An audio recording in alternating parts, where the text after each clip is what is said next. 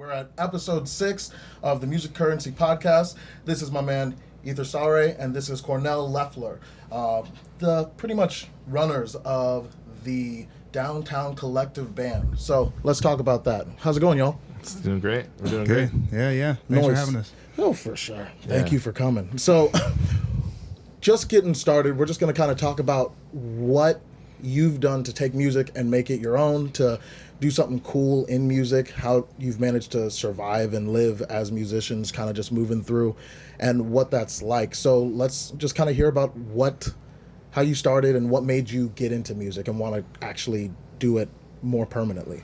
Yeah. So Cornell and I have known each other since we were like very little. Actually, a little known fact is we're actually pretty much cousins. Technically, we're cousins, Yeah. So we go back quite a bit. But there's just one day I remember going on like Facebook or something, and I saw a video of Cornell singing when he was at Kearney at UNK. And I was trying to just like mess around and just have people come over and jam. And I called him one day and I said, hey, do you want to come over and jam in my attic? Because I had recently just started working at Guitar Center.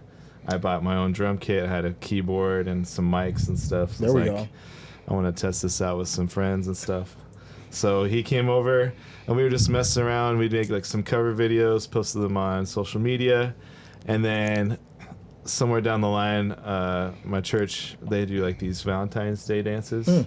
And so I had the idea of like, sometimes the DJs that are at these dances are pretty lame. So I want to like spice it up a little bit. Oh, yeah. And give them some live music, because I think we can do something fun. And like Cornell and I had like practiced all these songs and like had all these things we've posted. So we thought we could just put it to the test by playing it live. And it worked out really well. And we started getting paid for it. I remember one dance, just looking back now is just so crazy because like how much we've grown. I remember one of the leaders pulled out $100 and gave it to Cornell. And Cornell was so excited because like to us at that point it was still like, it was just like really fun for us. Yeah. And like we probably would at the point still would have done it for free. Yeah, we just couldn't believe it, Yeah. Oh, yeah. So at that point, we're like, dang, if we can get this much money, we might as well try to like do this for real, And so then, our friend Anna Claridge and her husband, Cody, I was going to UNL at the time, and they were really good friends, so we invited them to come do a church dance. And then one time I remember going in the, just like, what was it called? The student union at UNL. And there was like this post on the board with like little rip-off things. So like, call me at this number if you're interested in doing this. And it was one of those things like, it was of someone getting married. And they're like, I'm looking for a band. If you're a band and you want to play at my wedding, let me know if you're interested. And so I called the number. It was like, hey, well, we're interested in playing at your wedding. And it was just the 4 of us at that time. And I can't remember if we came up with the name of the band yet or not, but we did that wedding, and that was like our first review that we ever got, and it went super well. I was playing drums and singing. There we go. Cornell was singing and playing keyboard. Yeah. Anna was singing and playing keyboard, and then Cody was playing guitar. Yeah. And that was a lot of fun. And yeah, it's pretty much the origin story of Downtown Collective. I don't know if there's anything else I'm missing. Oh yeah, that's how we started. I guess like on my end, from my perspective, like I never so when we were growing up, like we went to church together and everything, like everybody kind of knew that like Ether was like a musician and like sang and stuff, but like I sang, but like not, I just did it because I like doing it. Like I just get a song stuck in my head and I'll start singing, but I never like wanted to ever do anything with music ever. Like I was never like a little kid like, oh man, like I want to grow up and like sing. Like I never had that thought in my head, not once. I actually wanted to do acting, and so I was like, man, like, so I would like sing and everything, and I was like, if I ever get noticed, like I just want to like be in a movie or something, you know, like I don't want to actually sing. But yeah, so yeah, you know, he called me up and went over, had that jam session, and kind of just like he was saying, it's crazy to look back because we did that wedding and like we didn't, like not only from like a business standpoint, but just like as a musician, like we didn't even know what we were doing. Like we just like, there's only 4 of us, you know, for that very first wedding. You know, shout out to Danielle for letting us be a part of her wedding, but like she trusted us with 4 hours of her wedding. We had no name, no social, no social media following, like nothing, bro. Like, and like still, like I don't like looking back. I still don't know how we like accomplished it. You know, like how we were able to put together like 4 hours of music. With like I could never play the keys right now at a wedding and sing, you know what I mean? And we did that for 4 hours. Man, that's wild.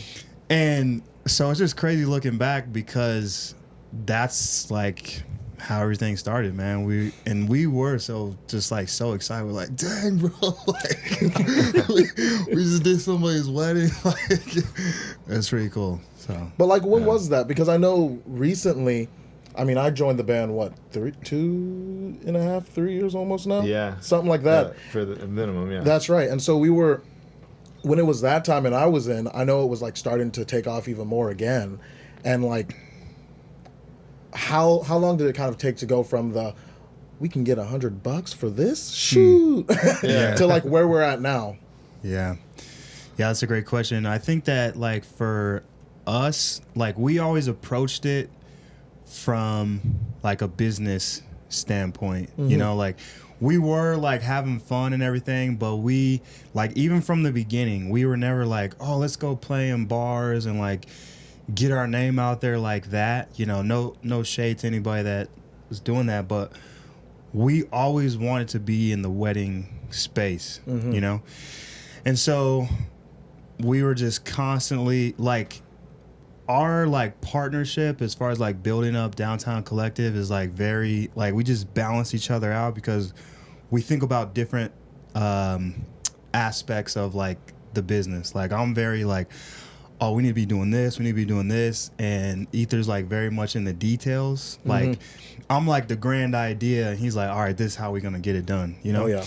And so as far as like us gaining traction, like it's kind of crazy to even hear that question because we're in that right now. Like it feels like we're just now gaining traction because, you know, back then, like 3 years ago, and I had a year off, like a hiatus, but we were doing like 15 weddings in a year, right?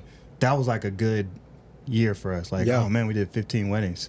So going from getting $100 to doing 15 weddings in a year, we're like, oh man, we're like kind of starting to put this thing together. Where now we're doing over 50, 60 different weddings, events in a year. And like, you know, we've been doing this since 2016. That's wild. So that's not even 10 first years. Wedding was. Yeah. 2016. Yeah. Shoot. Yeah. But like, so you didn't go to school for music, and I know you went for at least some time. So how has that kind of influenced you? I know like you didn't necessarily think I'm gonna do wedding and event band stuff when you went, or did you think you were gonna do that? No, not at all. So when I first went to school, my whole idea was like, oh yeah, I'm gonna be a music teacher, because very early on in like high school, I had so many great music teachers ever since elementary, actually. But I feel like in high school is when I really felt like I could probably do this because my teachers seemed to be having so much fun teaching and stuff. And then I found out pretty quickly it was definitely not for me. So I think the blessing that came out of UNL was the networking with just other classmates. Without a lot of the people from UNL, we wouldn't probably have Downtown Collective. We probably would have stuck to being just, you know, the two of us and maybe Anna and Cody, which wouldn't have been a bad thing, but we just wouldn't have been able to grow like we have. Oh, yeah. And we couldn't have the ability to say we have horn players and stuff, which a lot of them come from UNL. Oh, yeah. But yeah, that's pretty much where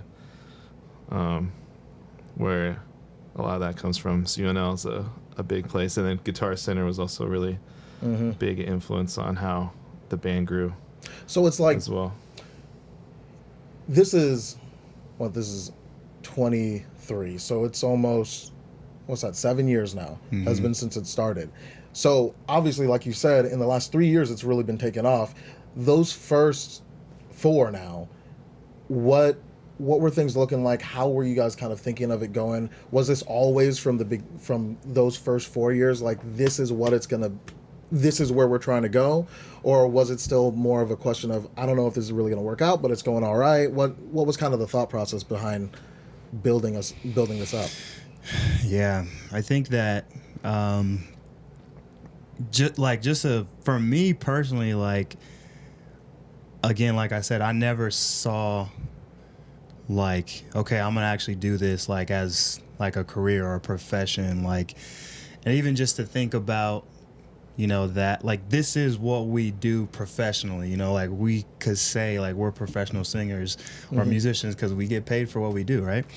So for me, like you mentioned like Ether, you know, he went to music school, like almost like half the people in our band went to music school. Like True. I didn't, like I still don't know.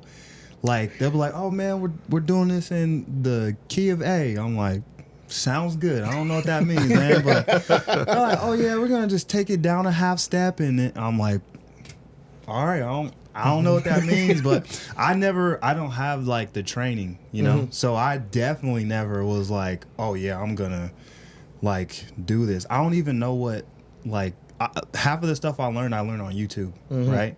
Like looking up like, oh, how do you like do a run or something like that, you know? So for me, I never saw it like, oh, we're taking off. I think that when we started to gain a little bit of traction in those first like couple years, the idea was like planted, like, and we've had many of those moments along the way. Like, I think sometimes when you hear people talking about their business, there's like this, I don't know, canon event, you know, that happens, and they're like, all right, we know that we're gonna do this. I think we've had multiple times over like those first couple years where we're like, man, we could do this, like we could really do this.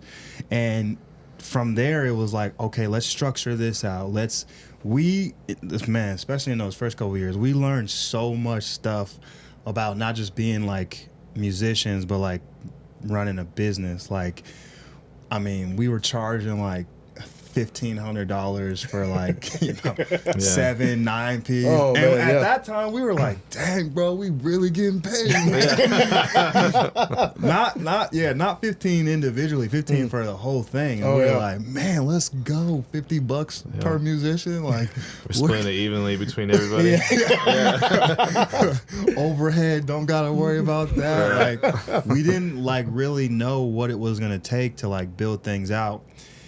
And then I think that, like, I don't know how you feel, but I think there was like that kind of like imposter syndrome type of thing when like people, like we would do the gig and people like, oh man, like you guys are really good. And we'd be like, okay, like, but we just kept hearing that. Like, this is amazing. Like, and as we started adding musicians, oh my gosh, this is so good. And then we're like, dang man, like you know, like when you kind of like realize like that you can actually do it, like, oh, like, not in like an arrogant way, but like, oh, we actually are kind of good. Like we could actually really do this. Straight up, yeah.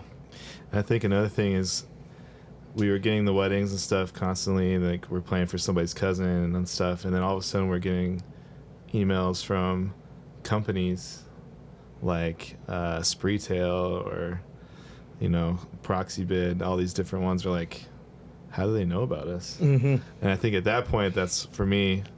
A kind of eye opener for me is like, if these people are reaching out, we must be doing something right. Like, they're finding us somehow, and we had like our presence through different websites and stuff, which helped a lot. But I think stuff like that has kind of helped cement the reason why I wanted to keep doing this and make it actual thing too. Because just with those inquiries and stuff, it's like, I think we can actually keep doing this. And a lot of times those companies want you back more than once too. So And that's wild too, because like this is something that I've talked about in some of my other episodes, and something that I've felt personally, especially going through.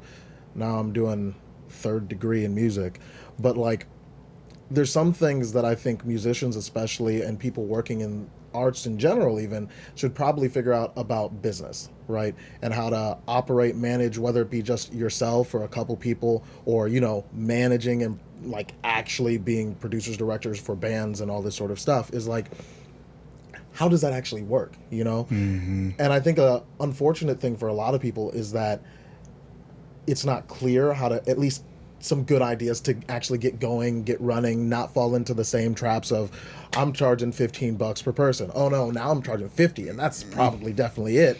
But it's like, no. Yeah. How does this actually work? How do we let this grow so we can share the cool thing that's going on? So what are some of those experiences and thoughts and just things you've learned as you've been going through this that you think would have been real valuable had someone told you, or did someone tell you them, and that's what kind of helped push you forward to a new spot? Yeah, I think that, again, like I said, we've always had a like business in mind. You know what I'm saying? Like, when we're getting paid, like, $1,500 for everybody, it was still like, okay, like, yeah, we're splitting this evenly, but it only took a few times before we were like, okay, hold on, this ain't like that. Yeah. That's not calculating correctly. And so I've always been a very business-minded person. Like, I started multiple businesses, but I like failed at so many different things. And I think that because of that, when we start looking at things, like, I mean, we had so many conversations, especially around pricing, like what should we be charging, what like. And in my head, it's like, okay, anything that we're doing, like any type of service that we're providing, like we need to be charging, like, okay. And so then we start thinking like, oh, we're not just getting paid for showing up and playing music. We're getting paid for rehearsal time. We're getting paid for setup. We're getting paid for teardown. Oh, you want us to MC your wedding as well? We need to be getting paid for that. And so we had to flesh out all these different things. And we still don't have like, the perfect formula. Like we still, like, even within the last like year or so, have struggled with like, man, like we're doing a lot, like we're providing a lot for these couples. Are we pricing ourselves correctly? And I think, like, to your point, like, people that do what we do in the arts, or especially like just bands, right? Whether you're playing the bar, you're playing the weddings, like they don't view it as a business. They view it as like, okay, like I'm gonna make some money, but it's going into my pocket. Like we've always viewed it as like, yeah, we need to put money in our pocket, but we need to put money in like the band's pocket as a business. And so like, yeah, I could be making like, $50, $100, $150 per gig or whatever. But how much are we making as a actual band? Because if we are charging $1,500 and we split that evenly, then we basically just made no money. Yeah. Like, I think that the thing that's really helped us is just, one, like having each other to talk to and like bounce ideas off of. And then like for me personally, having like mentors. One of my mentors is KB. He's a barber and a DJ, and talking to him like, hey, like he's got multiple businesses. I'm like, dude, how do you do these things? Or like always looking for conferences that we can go to so that we can continue learning. But yeah, we've always kind of approached it as like business. Like there was a time it was just fun, but then there was a time like, okay, like we need to make some money. Like, and it's still fun too. Oh yeah. Well, I'm glad to hear because and talking about that and talking about the mentorship aspect of things as well, and just kind of looking at how to set kind of the visions, how to understand what all goes into this. I actually just thought of a really kind of silly sounding question is, why is it important that the band's making money? Like why do you have to make sure that not only are the musicians, everyone getting paid, but why is it that you need to make sure it's set up so that the band itself, Downtown Collective, is making money? Like what do you need it for? Yeah, so just like any other business, it doesn't matter if you're a musician or not. If you want to make something a career and you're, going about it on your own or whatever, you need to have a budget to take care of like your website stuff. You got to take care of subscriptions you might be using to help make your content. And just in the world of social media now, it's like pretty much necessary that you've got some type of online presence to survive so that people know you. And video is like probably king out of everything else, because when people are looking for something and they're looking for the service they want, they're going to try to find a video of that thing. So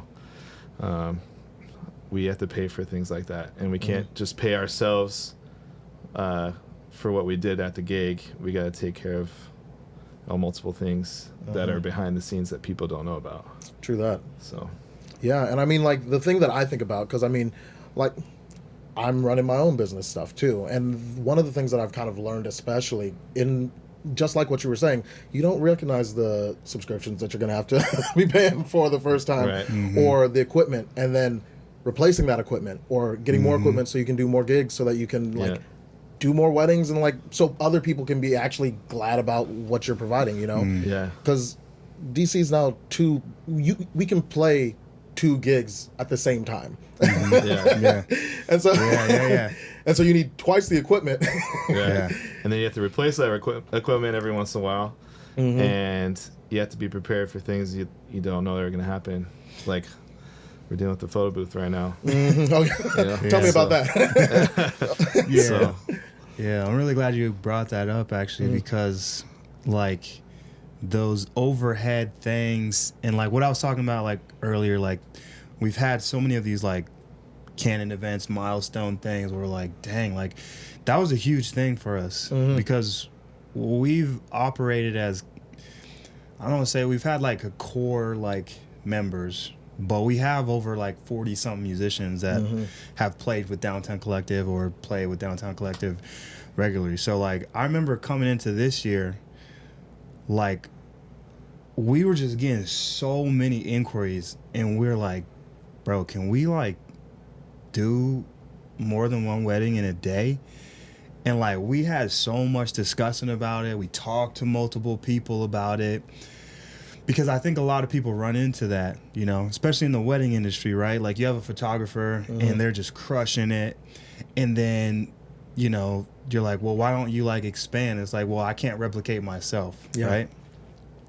And we had so many of those discussions, right? Because those first couple years, right, they're definitely seeing myself in Ether. You know, like I said, I took a year off, but they're seeing one of us, right? So Downtown Collective shows up and like one of us isn't there. They're like, is this Downtown Collective? Yeah, and not even in like a rude or arrogant way. Like we have wonderful musicians, but it's like the amount of times we got the question, like when we're setting this up to do like multiple weddings in a day, like couples would be like, well, is it like an A team and a B team, or like a varsity and JV? And like we had to like convince people like you're not losing quality like across the board. Like it's just like we're able to sustain like these 2 things. Excuse me. Yeah, and for us to be able to like support that and do that and like take these leaps, like we've taken so many different like I guess risks. Like we have to be able to fund that and pay that, and it's not cheap. What would you say is the DC vibe? Like, what makes Downtown Collective, especially if, like, let's say 5-10 years from now, there's 5 bands. How are those 5 bands still going to be? How would they still reflect Downtown Collective when it was just one band? Yeah. Well, I think one important thing is, and this is a challenge we've come to, because you get people, you get a lot of inquiries and you're trying to do everything you can to help people, but we're trying to find ways to say no to everybody. And one of the things we're, deciding to brand ourselves is we're the band that has no less than 9 musicians. So like that's definitely the vibe. The other vibe is like we're not that type of band that is gonna limit necessarily how many songs we might learn for a couple. Well, we're not gonna be like, oh, we'll just learn like 40 songs that are random, you know. But These ones will probably do it. There's like a good middle ground that we like negotiate with the couple. Like, hey, we're really good at reading the crowd, but we also want to make it tailored to what you want. And then the other thing is like, I think highlighting the horn players, because you don't see a whole lot of bands in this area with horn players. True. And then just like being that band that like is on top of communication with the clients and being that reliable group of musicians. It's not just some random set of people we just threw out there that are like, oh yeah, they will probably be okay. Oh yeah. Yeah. It's like we when we plan a whole like gig, like we put a whole lot of time into like thinking about all the details, making sure everybody's on the same page about everything. Oh yeah. We just want everybody to feel comfortable, because a lot of times, like, since we don't rehearse, it's a little bit of secret that we're sharing there too. We just expect everyone to know what's going on, so we communicate as much as we can, so that there's no question like, oh, what are we supposed to do right now? Like, what time are we supposed to be there? Are we supposed to play this song? Like, it's all like it's all figured out. And I think that's something that I personally noticed was a huge change, especially more recently, with all the schedulings for the weddings being like 3 months out. And I was like, whoa, what? Which is dope. It's helpful for like me and for especially for you guys, so you know who's going to be on the gig, what needs to go down. If there's anything that comes up, everyone's able to actually find out, you know, and it's not just a boom surprise. That's something that I think is really, really dope and very clearly helpful and unique to the band, because it's like you said, if you're not all rehearsing together and practicing together, which, you know, you're expecting that everyone's kind of at the same level. Everyone, from my own experience working with y'all and everyone else in the band that I've worked with, everyone's able to feed off of each other well. This is something that me and Michael and John, the three of us, when we were talking for the other episode, we're talking about like it's a vibe, and other musicians and other people, when they come in, they feel it immediately. It's like, this is dope, this is fun. It's not going to be the same sort of experience, even as a band member, that other bands will have. You feel connected, and I think we bring that out to the clients and to the wedding participants and everyone there as well, and whatever other event. Because, you know, when we're at those gigs and everyone's just like, yeah! I don't think I've done a single one where they were like, all right, it's 11, it's midnight, get out.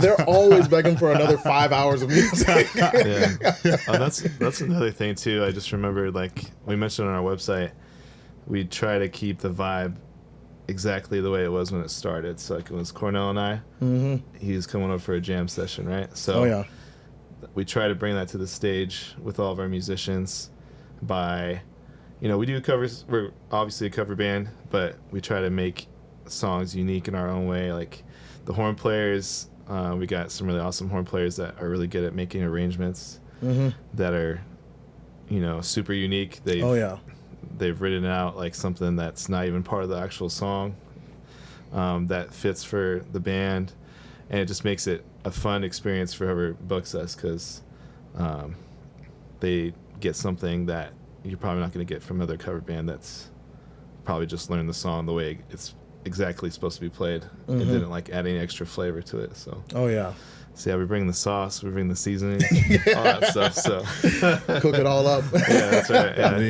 Yeah, that Downtown Collective brand, you know, all the things that Ether mentioned are things that like other wedding vendors say to us. You know, they're like, yeah, we like working with you guys because you communicate well, because you're reliable, you show up on time, all these things.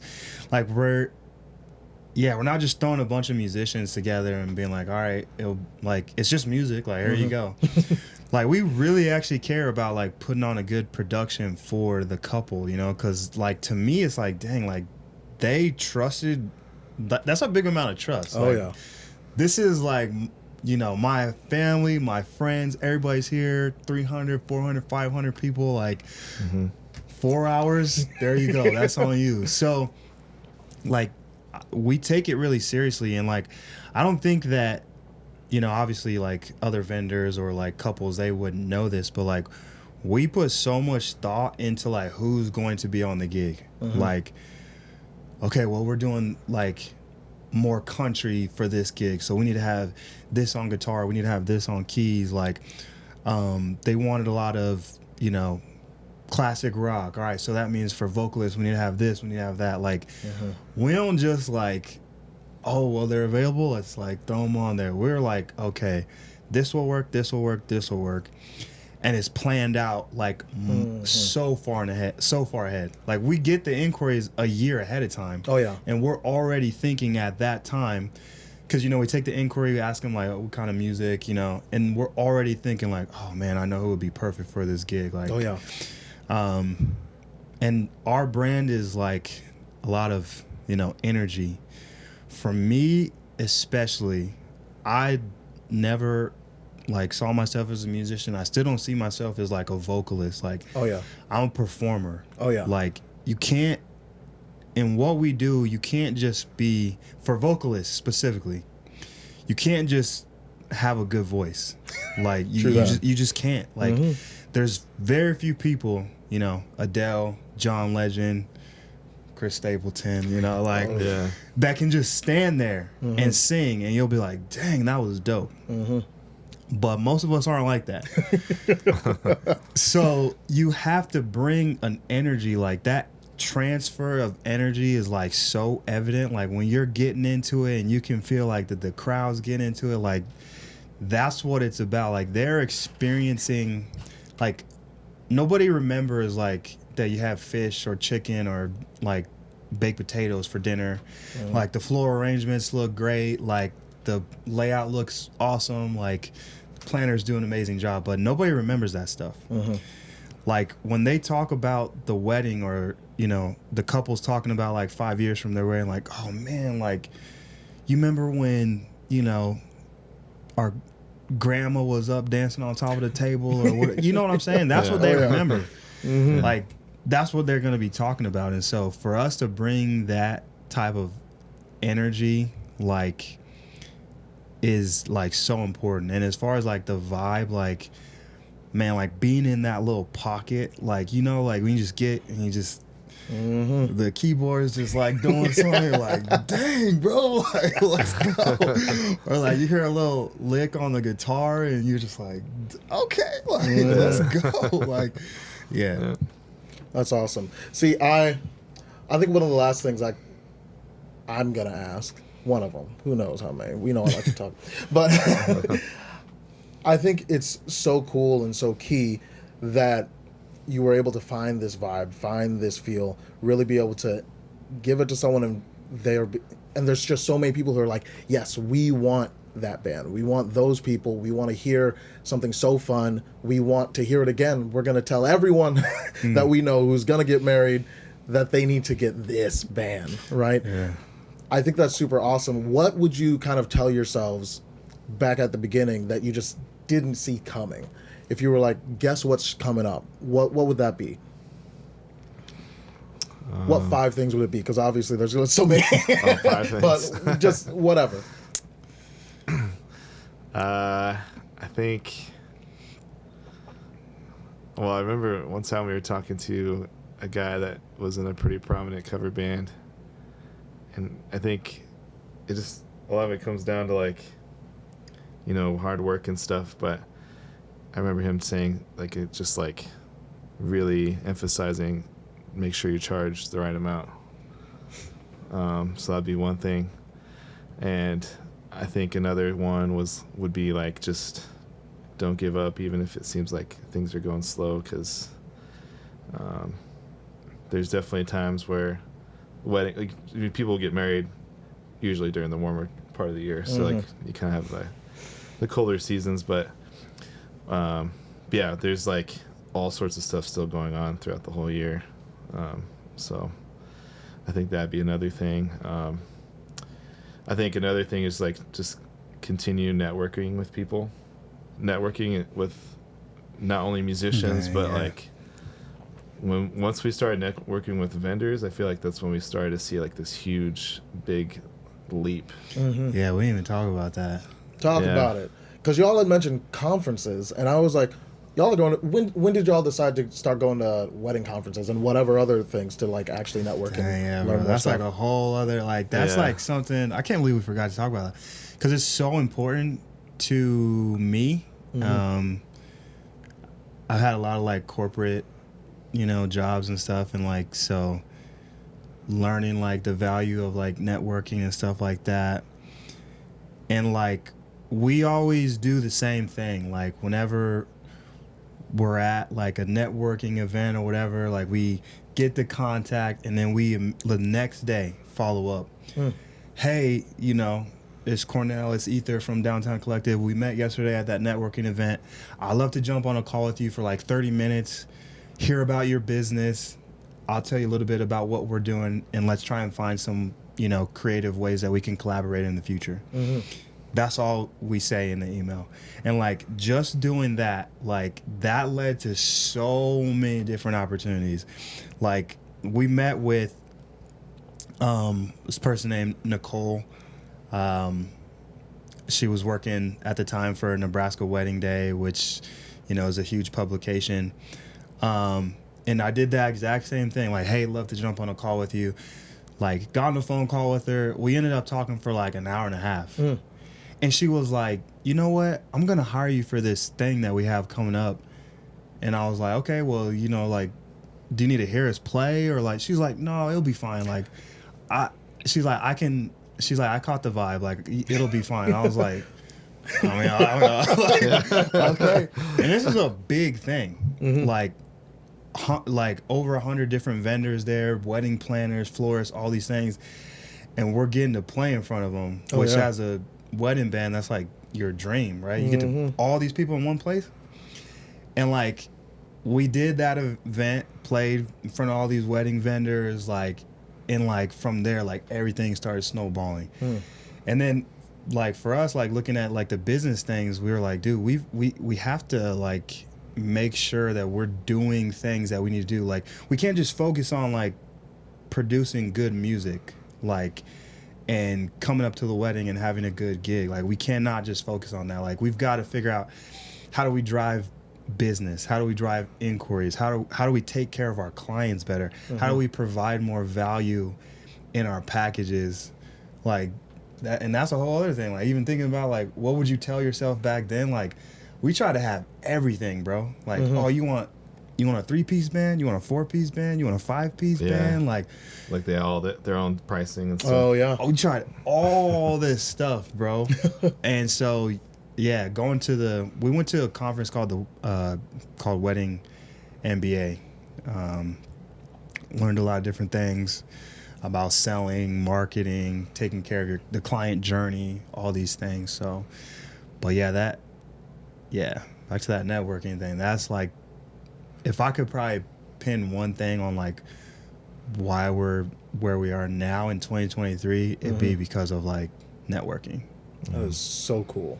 And like people just don't necessarily think about it. I mean, like we were talking about before, this is something that for me, I would have never heard if I was just going to school learning, or even if I was just out on my own, just doing whatever I was doing, right?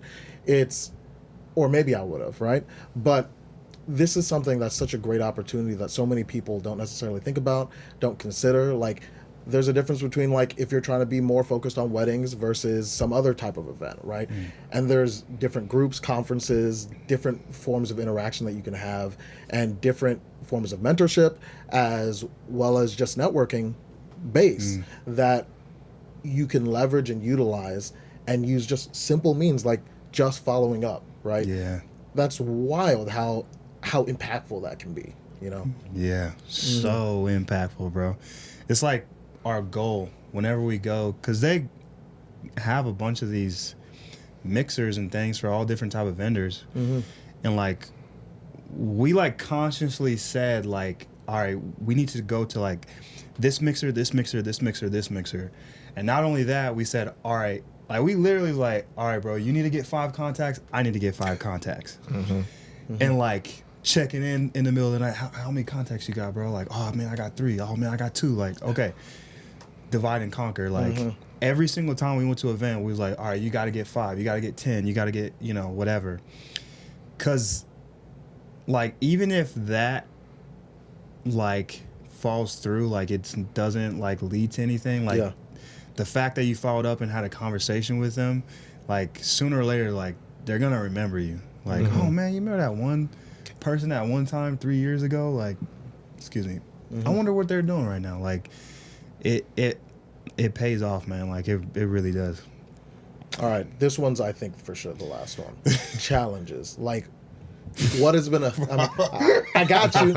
What is? I mean, because you know, there's challenges all over the place. I mean, you talked about the kiosk, but like, what are some key? Let's frame it this way: key challenges that have really built your learning in a way to where you can say this was a huge issue, but it's paid off from what I've learned from it has really seemed to pay off.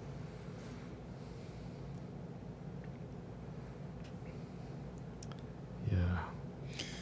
I know my answer. Oh, go ahead. Well, maybe I'll think about it more. The biggest challenge for us is getting out of our own way. And what I mean by that is like we have so many. At the end of the day, we want to provide a good service for our clients, right? We want to be fair. We want to be honest, all these things. And that kept us at like a certain price point for like so long where we're like, oh man, like, are we really worth that? Like, can we really charge that much? Like, oh, I don't think we can do that. And we didn't like see the actual value of everything that we're doing. And I would say as far as a challenge, like, I think we're in a good spot right now as far as like pricing. And we still like, we're never trying to like overcharge somebody or just like gouge somebody, like, but it's like, it's a big production. Oh yeah. Like it costs what it costs for a reason, you know?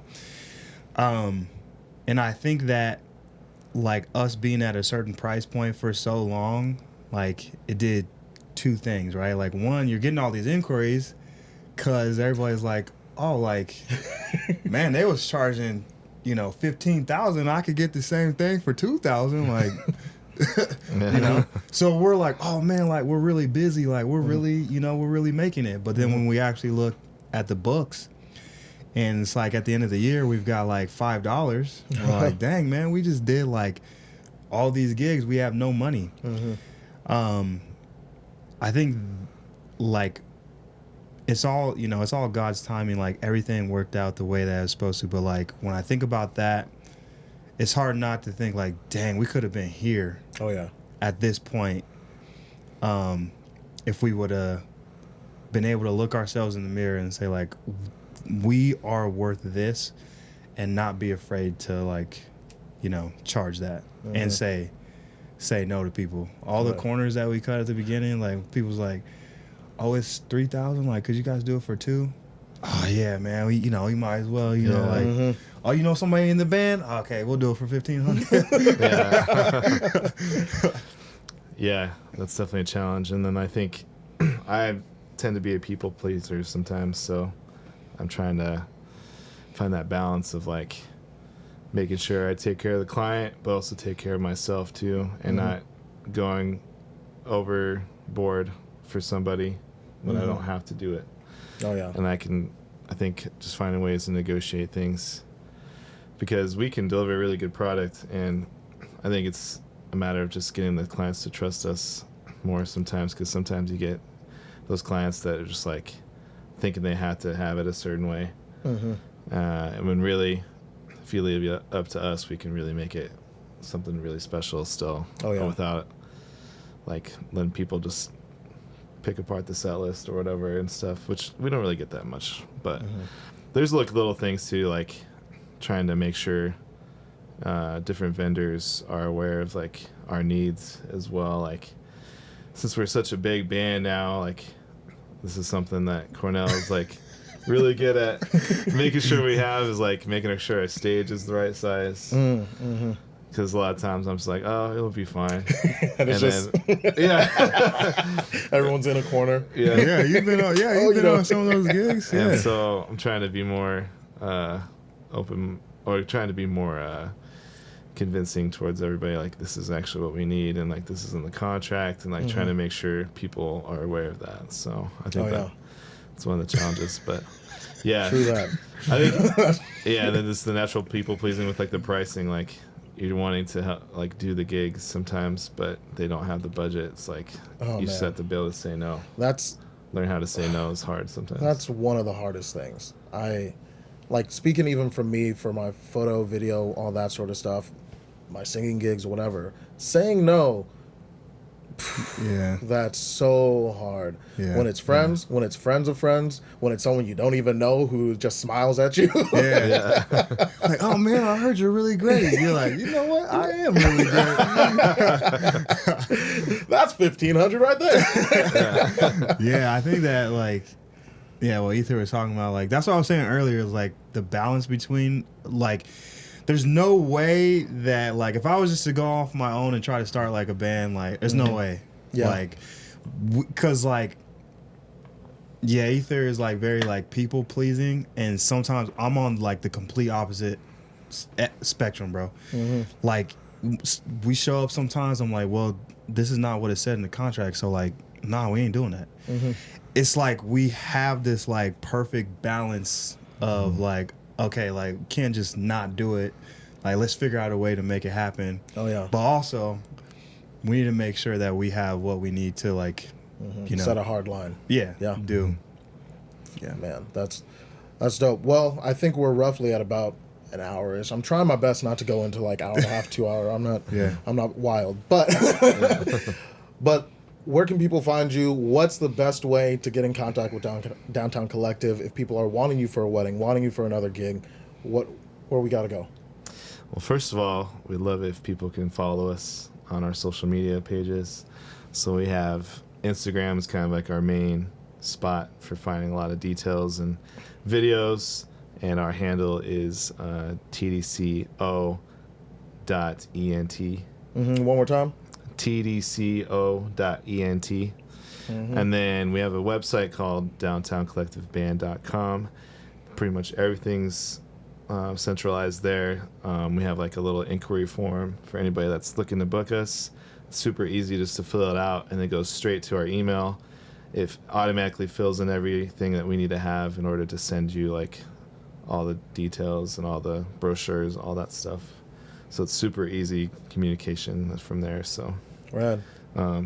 Anything else? No, yeah, you nailed it. All right. Well, thanks again, y'all. Cornell, Ether, this has been awesome. Glad to chat with y'all. Gonna look forward to another gig. Yeah. Yeah. Thanks, Thank man. you. Thanks for Yeah, having yes. us. you. Awesome. Downtown Collective, mate. Yeah.